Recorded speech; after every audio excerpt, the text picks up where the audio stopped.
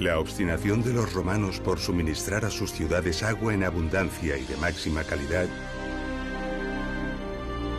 obligó a sus ingenieros a diseñar y calcular acueductos de una envergadura tan asombrosa como admirable.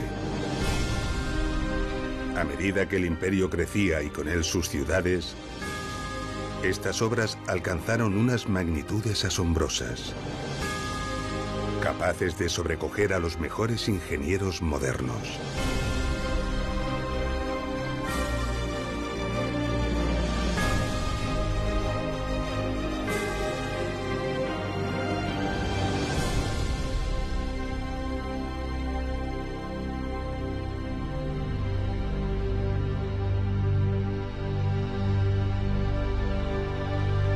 En la primera parte de Ingeniería Romana, Acueductos, pudimos comprender, gracias al gran acueducto de Nimes, cómo se proyectaba y se planificaba un acueducto romano.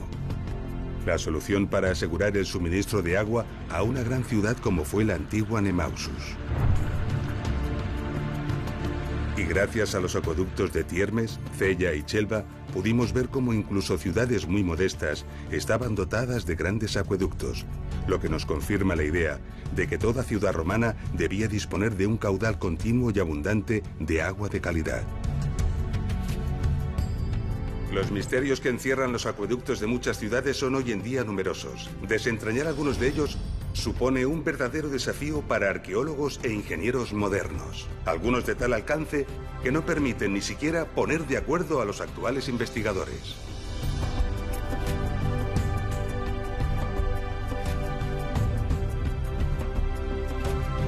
...200 kilómetros al norte de Chelva se encuentra la sorprendente ciudad romana de Bilbilis, famosa por ser la patria del poeta Marcial.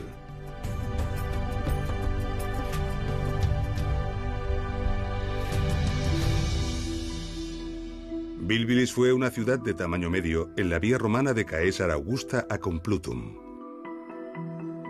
Bilbilis tenía cierta singularidad. Situada en una empinada ladera, se apartaba del concepto habitual de una ciudad romana. ¿Quién sabe las razones que hicieron de esta ubicación la escogida para fundar Bilbilis?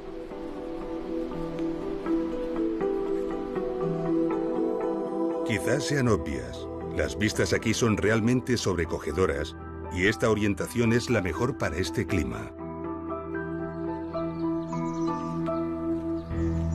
Sea como sea, esta decisión representaba un extraordinario reto para los ingenieros que debían dotarla de agua. Porque, ¿cómo hacer llegar el agua hasta esta altura?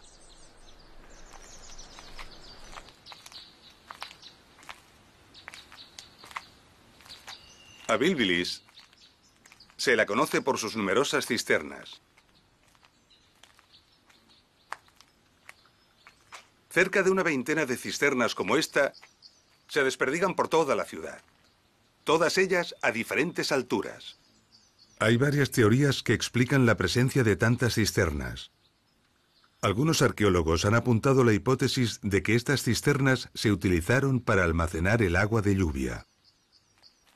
Pero ¿cómo creer que los romanos bebían de la lluvia después de los esfuerzos que hemos visto para transportar las aguas en Nimes, Tiermes o Cella?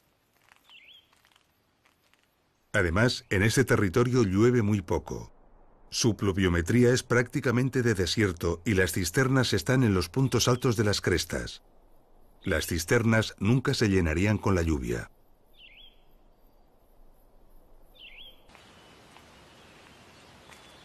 Bilbilis no era una gran ciudad como Nimes, pero era una ciudad importante.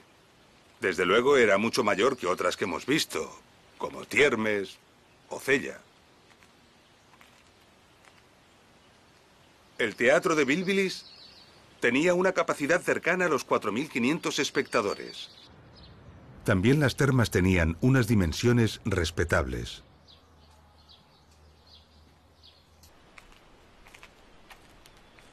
Pero si no fue para almacenar agua, ¿por qué tantas cisternas?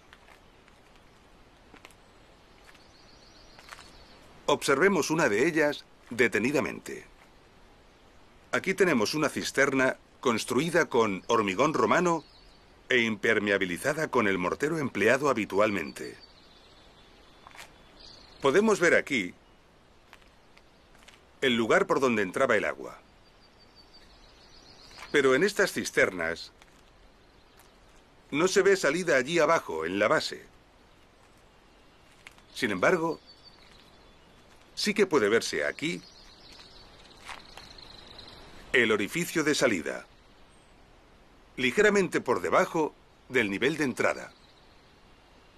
Esto significa que esta cisterna no puede vaciarse por gravedad y se dispone de muy poca cantidad de agua entre la diferencia de niveles. Cualquier depósito que pretenda almacenar tiene una salida en la parte inferior. Entonces, esto no es un depósito. Pero si no es un depósito, ¿cuál es la misión de tantas cisternas?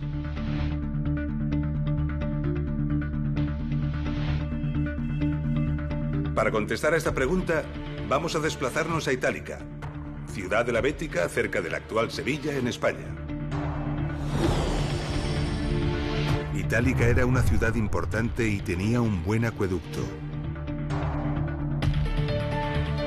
Un acueducto de 35 kilómetros y medio de recorrido total y, según los estudios, de un diseño y trazado impecables.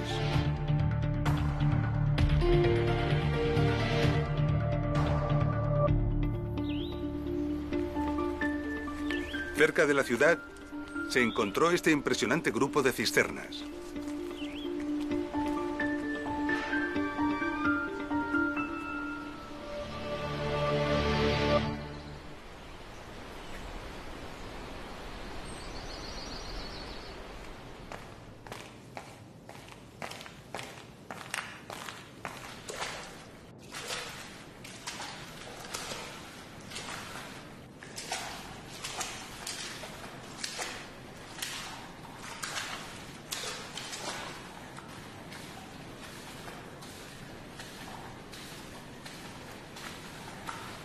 Aquí podemos ver el canal de entrada del agua que venía del acueducto.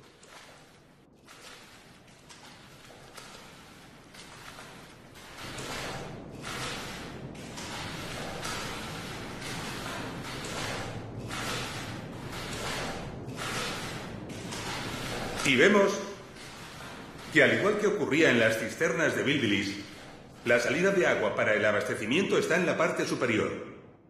Así que esto tampoco parece un depósito de almacenamiento. Pero si no es un depósito, ¿por qué un tamaño tan grande? ¿Cuál era su función? Recordemos los pequeños areneros de los pozos de registro de Tiermes. Allí, gracias al rebaje en el fondo de los pozos, se recogía la arena y otras partículas en suspensión que el agua transportaba. Las cisternas de Bilbilis, y en general las de todas las ciudades romanas, tienen precisamente esta función, pero a una escala mucho mayor. Veámoslo en la de Itálica. El agua entraba por la parte superior y circulaba por la cisterna. Gracias al gran tamaño de la cisterna, el agua disminuía su velocidad hasta ser casi nula. Esto permitía que todas las partículas en suspensión se precipitasen al fondo por acción de la gravedad. Es decir, sedimentaban, quedando el agua limpia de sólidos en suspensión. A este proceso se le llama decantación. Así que, en realidad, estas cisternas son decantadores. No sirven para almacenar el agua, sino para depurarla. El agua más limpia es la superficial, y por esta razón, la salida del agua se encuentra en la parte superior, apenas ligeramente por debajo del nivel de entrada.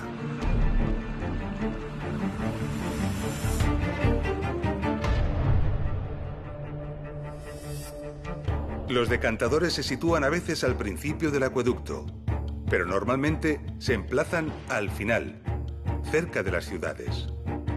Su tamaño se determina en función de la calidad del agua que llega a través del acueducto, es decir, de la cantidad de arena y partículas en suspensión que el agua arrastra, y también proporcionalmente al caudal de agua que debe procesar. Pero en Bilbilis no hay un solo gran depósito de distribución, como suele ser lo habitual. Hay prácticamente 20. ¿Por qué? Esta es la cisterna más elevada encontrada en Bilbilis.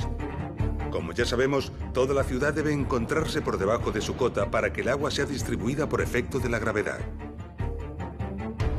Pero Bilbilis es una ciudad que tiene un importante gradiente de altura. Es decir, hay una gran diferencia de altura entre esta cisterna y las casas de la ciudad que están en la parte más baja. El peso del agua, la presión aquí abajo, es enorme. Sería suficiente para reventar las tuberías, sobre todo las de plomo. Esto lo sabían perfectamente los técnicos romanos. Así que para evitarlo, ingeniaron una red de cisternas más o menos equidistantes en altura, de forma que nunca se produjera una presión superior a lo que equivale a una atmósfera, unos 10 metros de altura. De esta forma, el agua, al llegar a la primera cisterna, era decantada y quedaba a presión atmosférica. Después, por gravedad, el agua se conducía hasta la siguiente cisterna, donde se volvía a decantar y a quedar nuevamente sin presión. Y así sucesivamente, una cisterna detrás de otra. Un ingenioso sistema de decantación y fragmentación de presiones al que se le debió de unir un complejo sistema de distribución del agua a todos los rincones de la ciudad.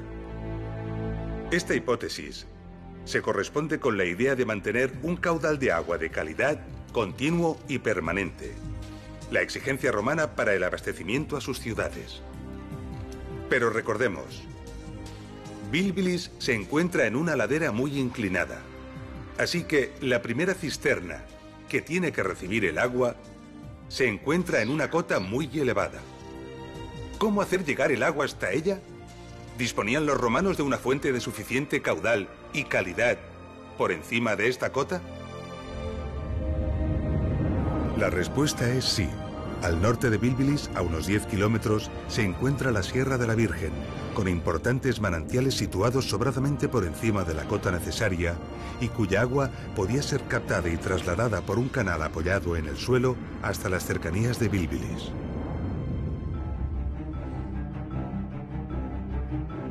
Sin embargo, una vaguada se interpone entre los dos puntos. Para mantener la poquísima pendiente que requiere un canal, sería necesario construir unas enormes arquerías. Unas arquerías de unos 100 metros de altura y más de 1000 metros de longitud. Unas arquerías de estas características son absolutamente inviables. ¿Cómo resolverlo?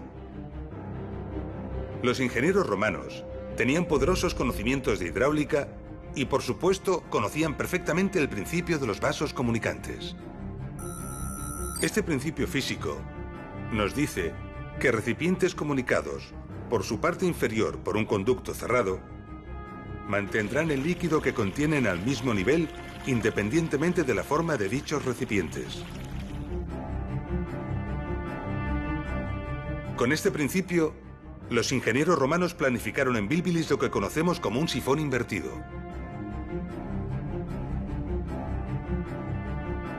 Un sifón invertido consiste en una estructura en forma de U en la que por el principio de los vasos comunicantes, el agua que entra en un extremo alcanza el mismo nivel en el otro extremo. Recientemente, siguiendo esta hipótesis, hemos encontrado estos restos al otro lado de la vaguada.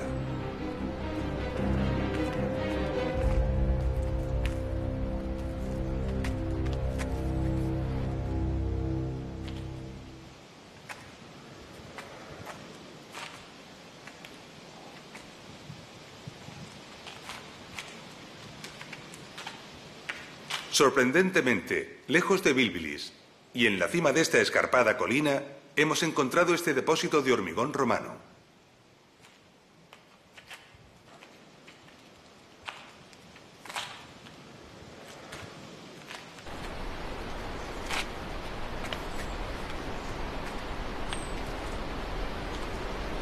Bilbilis está en aquella colina y el depósito más alto de la ciudad está justamente en esa cresta que podemos ver desde aquí.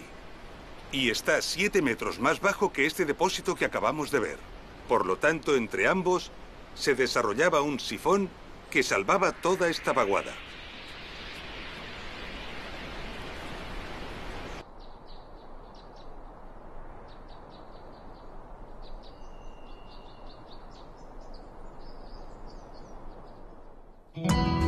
Los sifones son los grandes elementos desconocidos de los acueductos, a pesar de que su uso fue muy habitual y reiterado en ingeniería romana. Para comprobarlo, iniciaremos un viaje a lo largo y ancho del imperio. Comenzaremos por el noreste, la actual Turquía. Año 330 a.C. Alejandro Magno controla su vasto imperio dividiendo y encomendando el control a sus generales más próximos.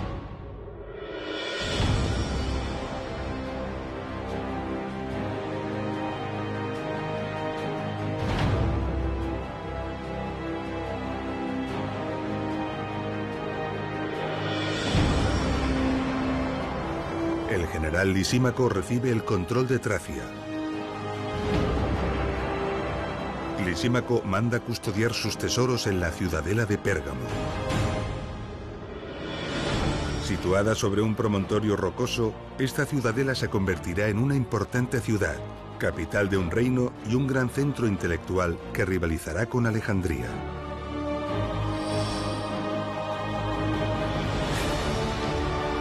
Pérgamo tendrá su propia escuela de pensamiento y su biblioteca llegará a albergar más de 200.000 rollos de papiro.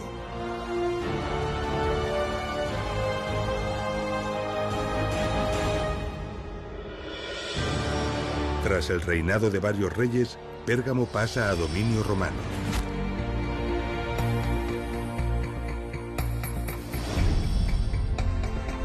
Pérgamo tuvo entre 7 y 8 acueductos de diversas épocas. De ellos, el llamado acueducto de Madradag fue sin duda el más famoso. Este acueducto captaba el agua de varias fuentes de los flancos del Madradag, montañas situadas a más de 30 kilómetros de Pérgamo. La primera fuente se encontraba a 1230 metros de altura. Una tubería trasladaba el agua a una segunda fuente situada en la cota 1158. El caudal de ambas fuentes se juntaba, aumentando considerablemente. Por ello, a partir de este punto, los constructores del acueducto decidieron emplear dos tuberías paralelas. Estas transcurrían durante 12 kilómetros hasta una tercera fuente en la cota 650. El nuevo incremento de caudal obligó a añadir una tercera tubería. Las tres transcurrían juntas en paralelo durante 25 kilómetros hasta llegar a un depósito decantador instalado en la cota 368 en el monte Agios Georgios. En total, un recorrido de 40 kilómetros de tubería enterrada salvando una diferencia de altura de 862 metros.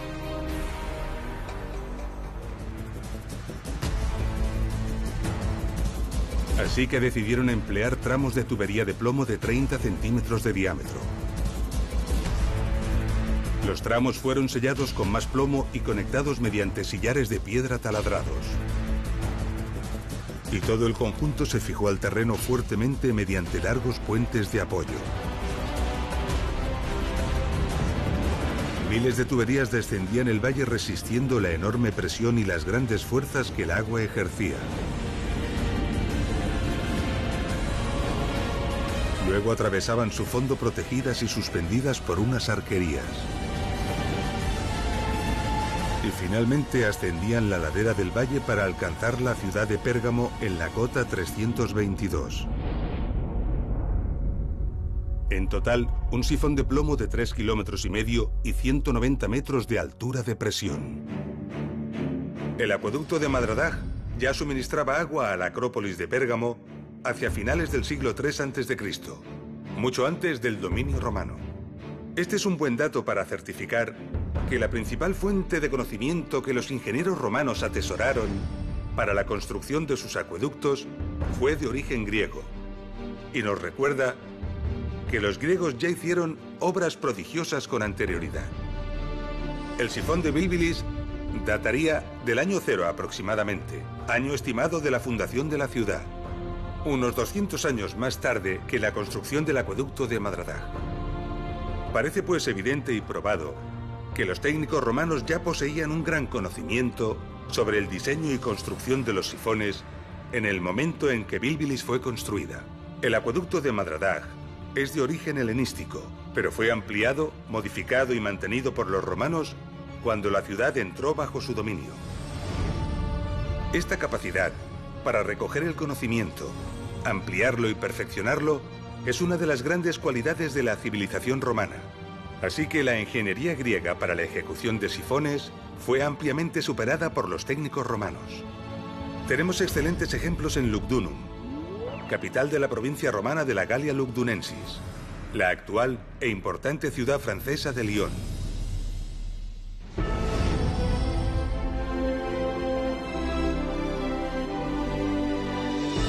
Lugdunum fue durante 3 siglos la ciudad más importante del Imperio Noroccidental. El enorme caudal de agua que demandaba Lugdunum obligó a la construcción de 4 grandes acueductos. Todos ellos estaban dotados de imponentes sifones.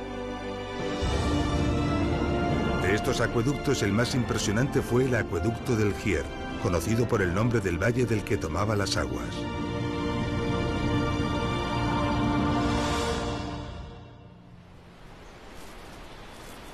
El acueducto del Gier tenía una longitud total de 87 kilómetros de canal. Un canal que unía las fuentes escogidas con los depósitos decantadores que se conservan en lo alto de la colina de Lyon. 87 kilómetros de canal para salvar una distancia de 42 kilómetros en línea recta. Fue necesario construir 11 túneles y unos 40 grupos de arquerías. Uno de ellos es este: las arquerías de llegada al sifón de Bonan, el mayor de los 4 sifones que el acueducto del Gier tenía. Este grupo de arquerías tiene 250 arcos que se extienden a lo largo de 1.650 metros. Y aunque parezca sorprendente, no es el más largo. Más adelante, cerca de la ciudad, había otro de 300 arcos y 1.900 metros de longitud. Estas arquerías no fueron construidas para cruzar obstáculos ni valles. Su sentido es otro distinto.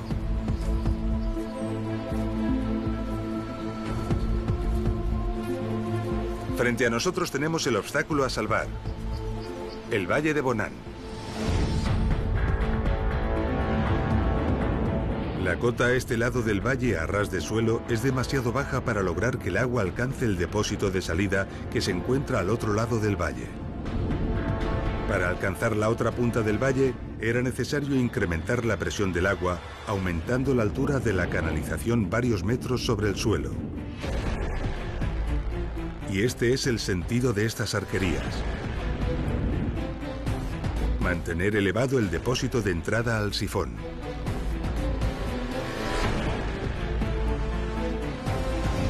Allá arriba estaba el depósito de entrada del sifón, y de él salían 11 tuberías de plomo. La misión de tantas tuberías era dividir la fuerza del agua. Las tuberías se apoyaban sobre estas rampas y se cubrían con un buen espesor de hormigón. Luego discurrían por el terreno ladera abajo del valle, enterradas y cubiertas con hormigón que ayudaba a resistir la presión.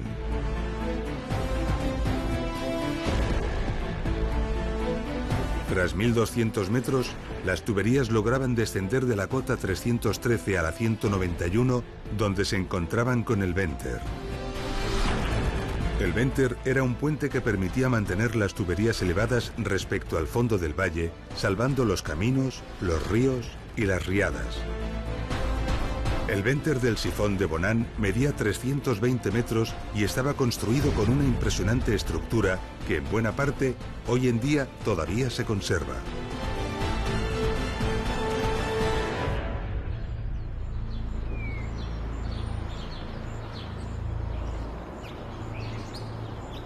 Estas arquerías tienen un revestimiento de los paramentos muy peculiar, de gran belleza, llamado opus reticulatum. En él se alternan los colores de las pequeñas piedras, en forma de rombo, talladas una a una. Los enormes volúmenes de fábricas estaban construidos en hormigón, alternando con ladrillo, y revestidos concretamente de esa retícula. Una prueba contundente de que buscaban, además de la eficacia y lo funcional, la belleza. Esta búsqueda de funcionalidad y belleza hizo planificar estas arquerías con arcos transversales en las pilas para el aligeramiento. Sin embargo, los arcos más altos fueron cegados. ¿Por qué? Cuando el sifón se ponía en carga, el golpe del agua sobre las tuberías del Venter era enorme, transmitiendo violentos esfuerzos a los arcos. El puente sufría así enormes tensiones y acusados movimientos. Tal vez, la primera vez que esto ocurrió, estas arquerías vibraron y se agitaron tan violenta y amenazadoramente que los ingenieros decidieron reforzarlas macizando los arcos laterales de las pilas. Se debió de sacrificar así esbeltez por seguridad.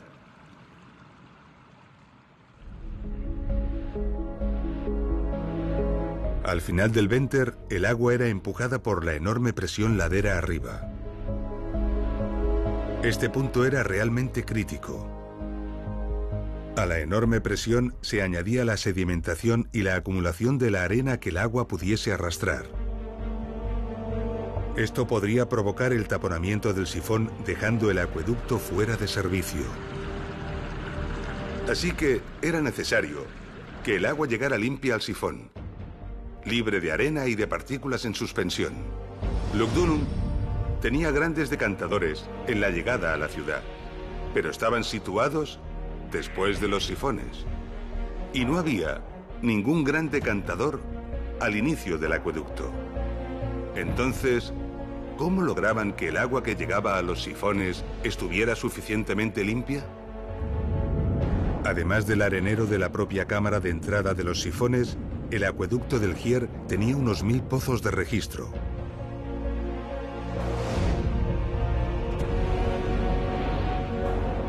Alternativamente, estos pozos de registro disponían de un pequeño arenero en su fondo.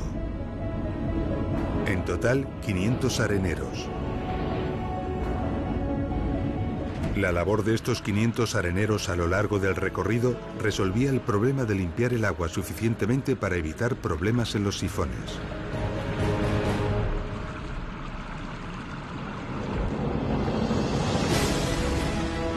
Tras superar el Venter y empujada por la presión, el agua ascendía a la ladera del valle recorriendo otros 1100 metros y alcanzando el depósito de salida en la cota 305. 8 metros por debajo de la cota del depósito de entrada del sifón. A partir de ese punto, el agua era conducida por el canal, ya sin presión, hacia los decantadores situados en la colina de la ciudad. El impresionante sifón de Bonan salvaba un valle de 2.660 metros de anchura y tenía una altura de más de 120 metros.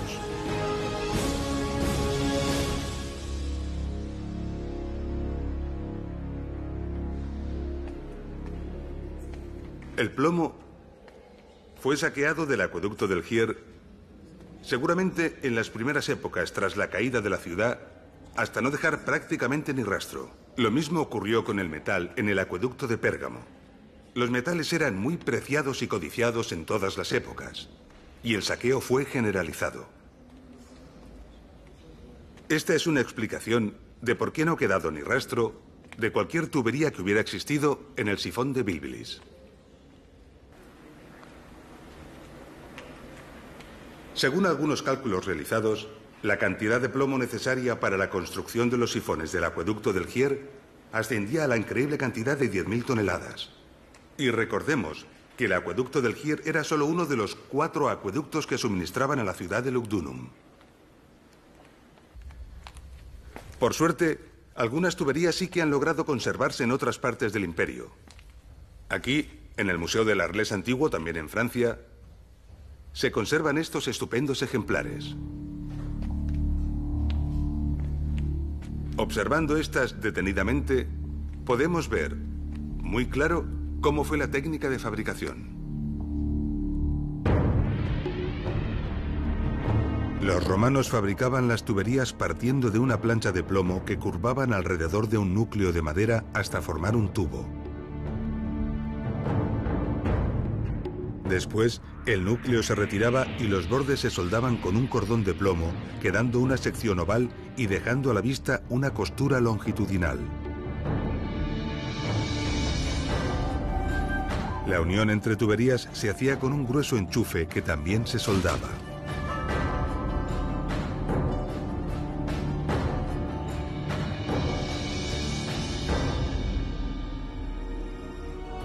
Nos trasladaremos hasta la antigua Tarraco, capital de la provincia romana de la Hispania Citerior, para hacer una interesante reflexión sobre esta cuestión.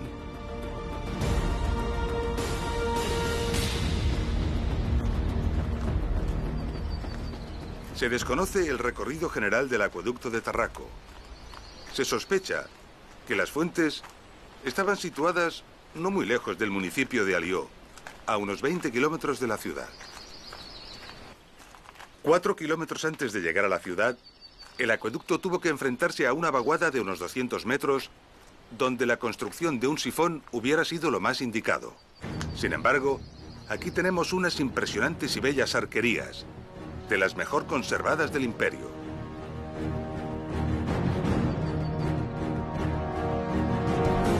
Con 217 metros de largo y una altura que llega a los 27 metros, es una obra costosa y compleja que podría haber sido evitada construyendo con menos esfuerzo un modesto sifón.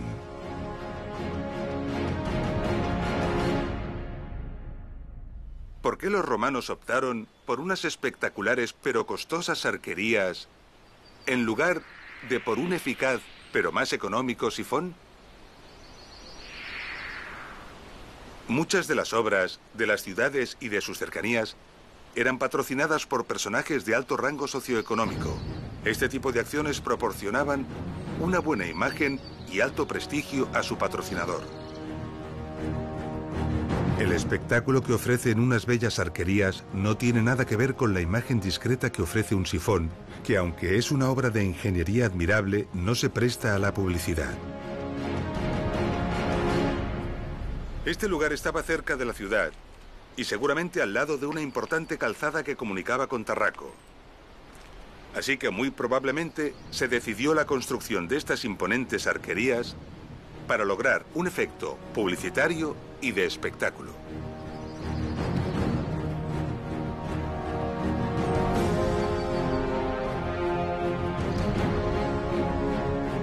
Otro ejemplo significativo de esto son las sobrecogedoras arquerías del acueducto de Segovia, bella ciudad del centro de España.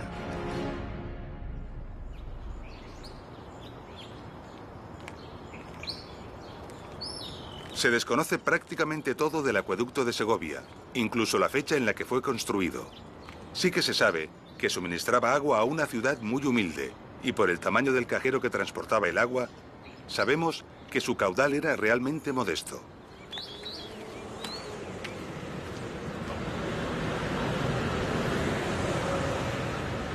Si recordamos el cajero del acueducto de Nimes y lo comparamos con el cajero de este acueducto, nos daremos cuenta enseguida de la diferencia de caudales que ambos acueductos conducían.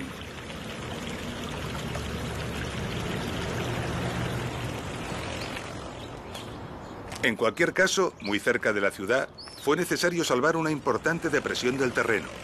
Para trasladar un caudal de agua tan pequeño, la construcción de una tubería a presión, es decir, un sifón, hubiera sido lo más eficaz y sencillo. Sin embargo, se decidió la construcción de esta maravilla.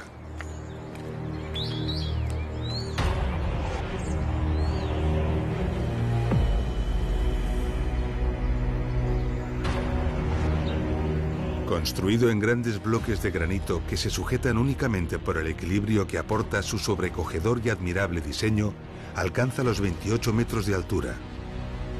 24.400 bloques de piedra para construir 167 arcos. 7.500 metros cúbicos de duro granito. Los sentimientos de poder y grandeza que despierta una obra como esta aún se sienten con toda su fuerza hoy en día, a pesar de lo acostumbrados que estamos a las grandes obras de ingeniería modernas. El efecto propagandístico y la búsqueda del espectáculo es la causa de estas colosales arquerías, como demuestra la cartela con letras que aún se conserva en lo más alto, anunciando al benefactor de la obra.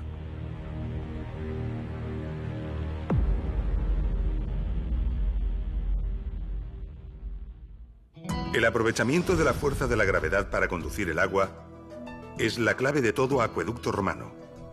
El agua discurre por los canales y atraviesa los sifones empujada por su propio peso. Por eso, las ciudades deben construirse por debajo de la cota de llegada del acueducto. Esto también ocurre en la ciudad romana de Uxama, ciudad de la Celtiberia hispana.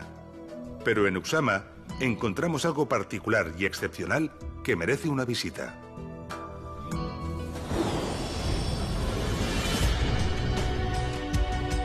Uxama tuvo una cierta importancia en época romana, en gran medida por estar situada en la importante calzada romana que unía Caesar Augusta y Astúrica Augusta y que atravesaba toda la Celtiberia. Se la dotó de agua de excelente calidad desde las fuentes que constituyen el nacimiento del río Ucero. Se construyó una canalización de 46 kilómetros que llegaba a la ciudad a una cota tan solo 12,20 metros más baja que la cota de las fuentes.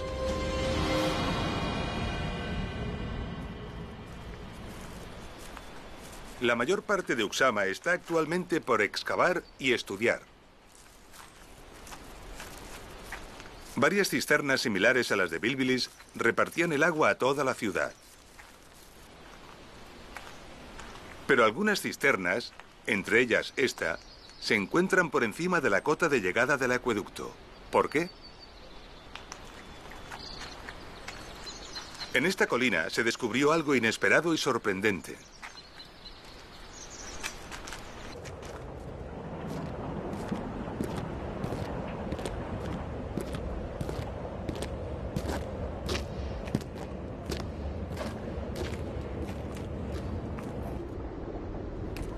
En la cumbre de esta colina se encontró esta gran cisterna subterránea que en realidad es un decantador.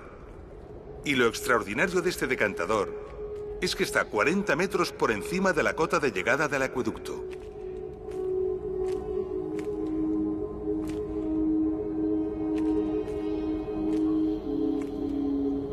Por alguna razón nada habitual, parte de la ciudad precisó estar a una elevación mayor que el acueducto y no podía ser suministrada por este. La solución a este problema fue construir un decantador en lo alto de la colina y distribuir el agua desde allí a los sitios donde el agua del acueducto no podía llegar por gravedad. Pero, ¿cómo llegaba el agua hasta esta cisterna? La hipótesis más plausible es que salió del propio acueducto y que se usó un sistema de elevación basado en una noria conocida hoy como de rosario. Una noria de rosario consiste en una gran rueda que arrastra una cadena dotada de pequeñas bolas o elementos similares que impulsan el agua dentro de una tubería. De esta manera se podría haber elevado parte del caudal del acueducto al decantador de la colina. La rueda bien podría haber sido traccionada por fuerza animal, por la del viento o quizás por combinación de ambas según las circunstancias.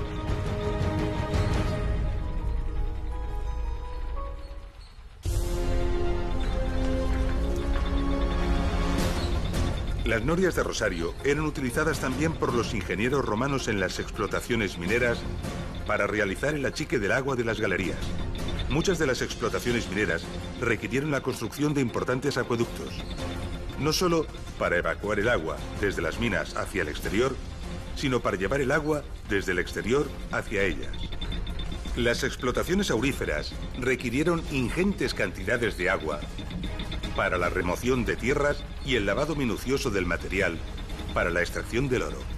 Esto puede sorprender porque la imagen habitual que tenemos de los acueductos es la del abastecimiento de agua a las ciudades. Pero los acueductos tenían otras muchas aplicaciones. La minería y la agricultura eran algunas de ellas.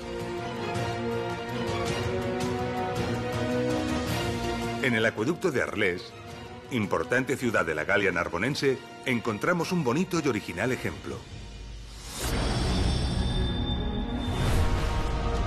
Arles era alimentada principalmente por dos acueductos procedentes de la próxima cordillera de los Alpilles. Ambos, de longitudes modestas, entre los 20 y 30 kilómetros, convergían aquí, a unos 10 kilómetros de Arles.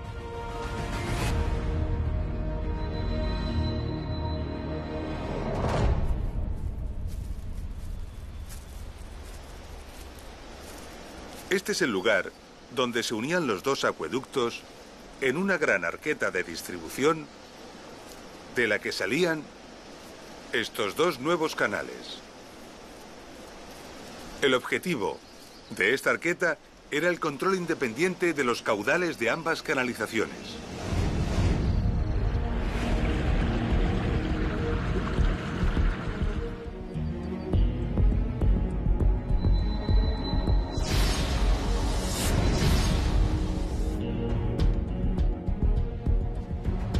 En estos restos podemos ver estupendamente el impresionante grosor del mortero impermeabilizante Opus Signinum con que fueron dotadas estas canalizaciones.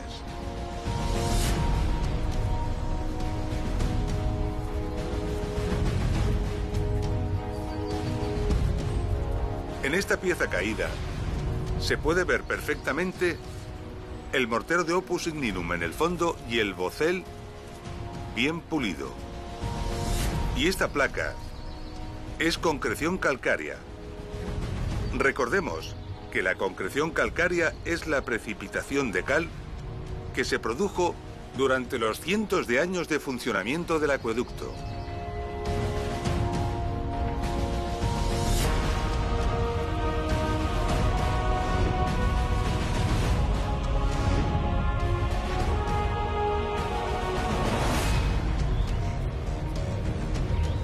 En este punto, podemos ver cómo una de las canalizaciones giraba hacia el oeste para suministrar de agua a la ciudad de Arles y la otra continuaba recta hacia una empinada ladera.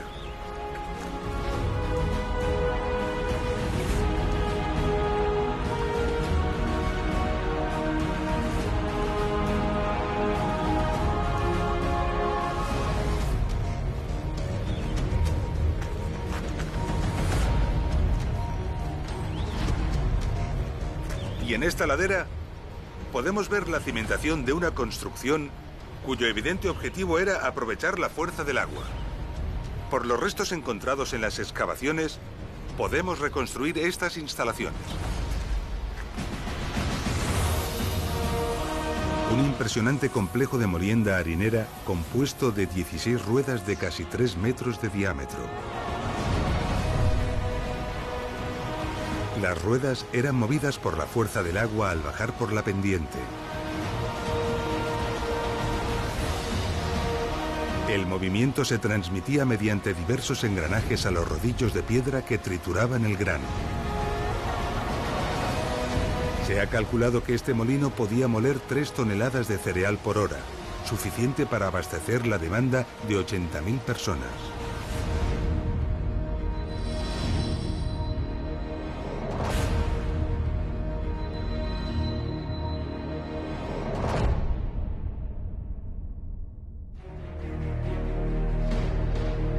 En esta serie documental hemos escogido los ejemplos de acueductos del Imperio que hemos considerado más adecuados desde el punto de vista didáctico. El principal objetivo ha sido transmitir de la mejor forma posible los conceptos fundamentales y más importantes de la ingeniería de los acueductos romanos. También hemos querido escoger algunos de ellos por ser poco conocidos, permitiendo así que admirables obras, muchas de ellas tan olvidadas, tengan la oportunidad de obtener, al menos, parte del reconocimiento que merecen. Pero el Imperio tiene cientos de acueductos que no hemos tratado, algunos más impresionantes en diseño y audacia que los que hemos visto, y que son dignos de ser nombrados. Como el acueducto de Cherchell en Argelia, o el de Aix-en-Provence y el de Metz en Francia, que rondan los 50 kilómetros. O el de Breven con 70 kilómetros y el espléndido de Fréjus con 45 también en Francia. Muchos rondan los 100 kilómetros de longitud, como el de Gades al sur de España y el de Colonia en el centro de Alemania. El maravilloso acueducto de Aspendos en la actual Turquía, que resolvía la enorme carga de presión a la que se enfrentaba en su tramo final gracias a 2 torres intermedias y 3 sifones contiguos. Todo ello sobre un gran venter continuo realizado sobre grandes arquerías. El gran acueducto de Cartago se alimentaba de varias fuentes, la más lejana a más de 130 kilómetros. Precisó de 16 kilómetros de arquerías para que el canal mantuviera la cota adecuada que requería la ciudad. Sus colosales decantadores eran más grandes que un campo de fútbol y decantaban simultáneamente unos 60 millones de litros de agua.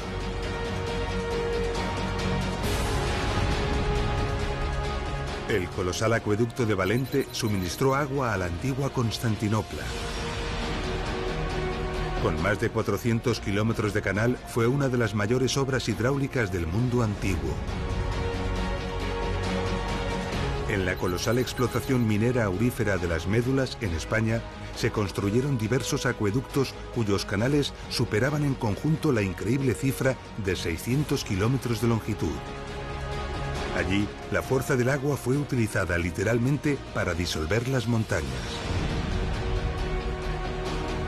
Pero seguramente, el sistema de abastecimiento más espectacular de todos, como no podía ser de otra manera, fue el de Roma.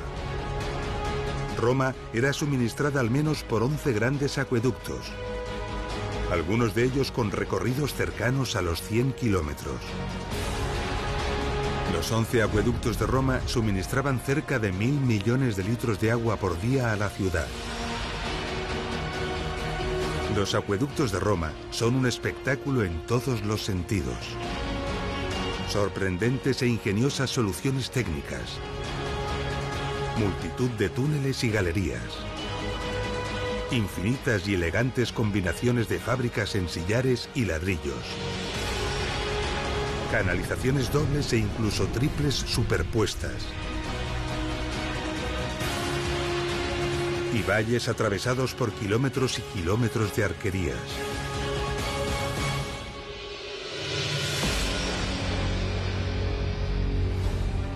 Hemos llegado al final de nuestro episodio.